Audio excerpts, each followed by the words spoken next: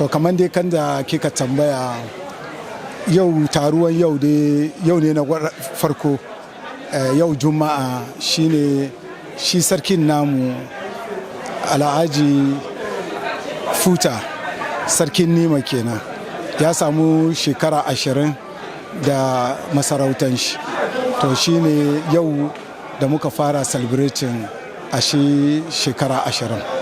Gaskiya yau juma'a shine na farko shirye-shiryen. Yau bayan sallan juma'a mun zama mun saukan Kur'ani. Yanzu mun tara dukkan maluma da limaman da ke cikin Nima duka baki daya da wasu kuma da suka fito baya da Nima suka zo suka taya mu. Yanzu muka kare saukan Kur'ani. Bayan saukan Kur'ani ga marancin ga kuma akwai abinda kuma aka shirya ma mata da su kuma dai za su yi nasu dai ire-irensu. Bayan shi gobe in Allah ya so ya yarda da gobe da safe karfe 6 akwai walk da za a yi.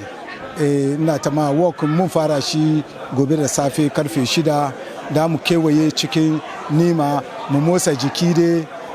Bayan shi mun fito walk mun zo akwai wani share-sharen da za a yi da ta cikin unguwan shi sarki. Bayan an kare wannan to akwai wasan gargajiyan da za mu yi. Wasan gargajiyan da za mu yi shine kabilu ne, in ce kabilu kamar wuraren 10 da asasan da muka ajiye kabilu 10. Na farko shine zabarmawa na cikin, akwai hausawa, fulanawa, gurinsawa da cambawa, kamar kan da shi mutumina ya ce cambawa na cikin. Akwai sarkin yakinsu, ina ji shi ya tun shirya, ina ji goben Allah ya so ya yarda kin gankan da ake yanke-yanke na wurin fuskan cambawa. To muka bar wurin akwai kwatakwalawa su kuma sun zo su yi nasu, da gurin sawa su kuma ya acrobatic kenan yaranmu ne, su kuma sun zo su kuma su yi nasu.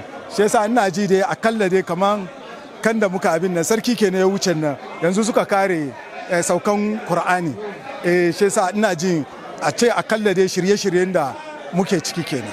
Wannan saukan da aka yi ga ba an yi shi ainihin saboda masarautar kadi ba ne, an yi shi ne da dukkan jama'a da suka taimaka mu Futa tun fil azal, tun lokacin da Futa ya yi fara masarautar shi.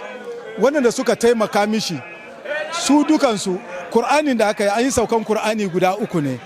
Farko na waɗanda suka taimaka mishi tun lokacin masarautar shi, na biyu da cikin Niman duka gaba daya, na 3 shine kuma na masarautan.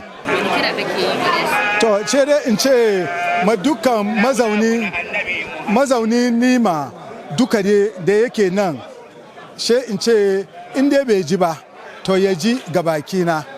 Ana gayyatan kowa domin abin ganga ya kunshi ma dukkan mazaunin Nima ne. Domin she in ce Nima muna nan muna zaman lafiya, shekara ya kai da aka samu shekara 20. To ina ji wanda bai ji ba ya ji.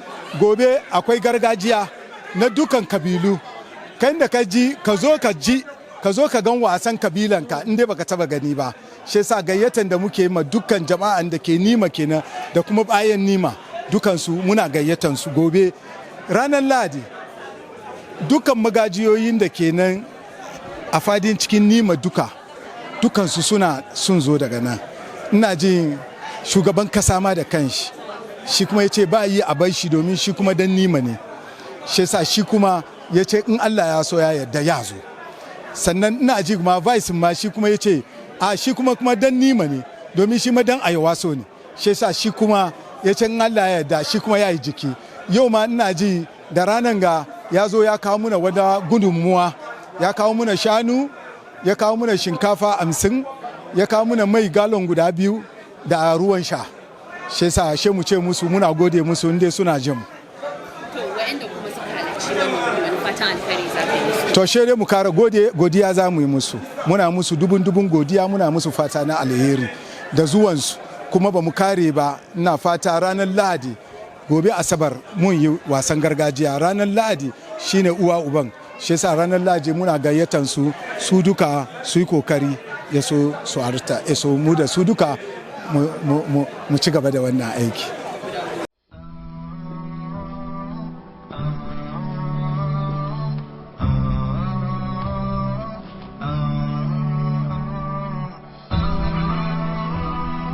Hafiz TV, unique every day.